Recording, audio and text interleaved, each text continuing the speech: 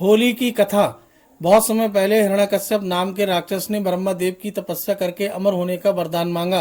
जब ब्रह्मा देव ने अमरता का वरदान देने से मना कर दिया तो उसने मांगा कि उसे संसार में रहने वाला कोई भी जीव जंतु, राक्षस, देवी देवता और मनुष्य मार ना पाए।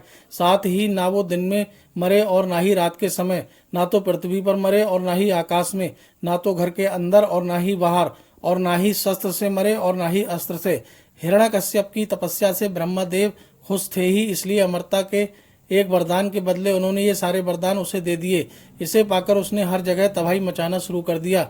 उससे मनुष्य ही नहीं, देवता भी परेशान रहने लगे। वह अपनी शक्ति से दुर्बलों को सताने लगा। हिरण्यकश्यप से बचने के लिए लोगों को हिरण्यकश्यप की पूजा करनी पड़ती थी। भगवान की जगह जो भी हिरण्यकश्यप की पूजा करता वह उसे छोड़ देता, और जो उसे भगवान मानने से मना करता उसे मरवा देता या अन्य सजा देता।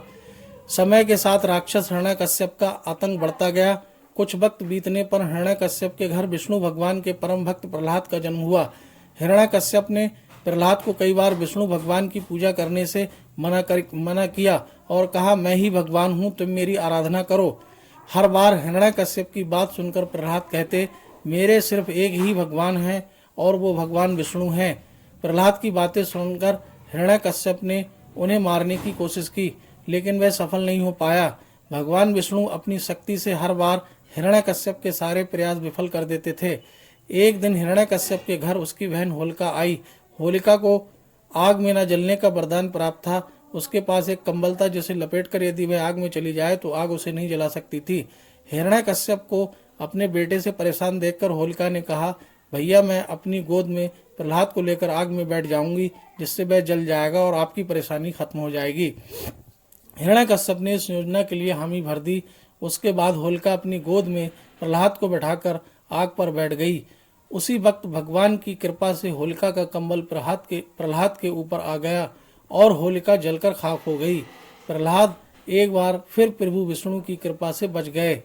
आग में जिस दिन होलिका जलकर भस्म हो गई थी, उसी दिन को आज तक लोग होलिका दहन के नाम से जानते हैं।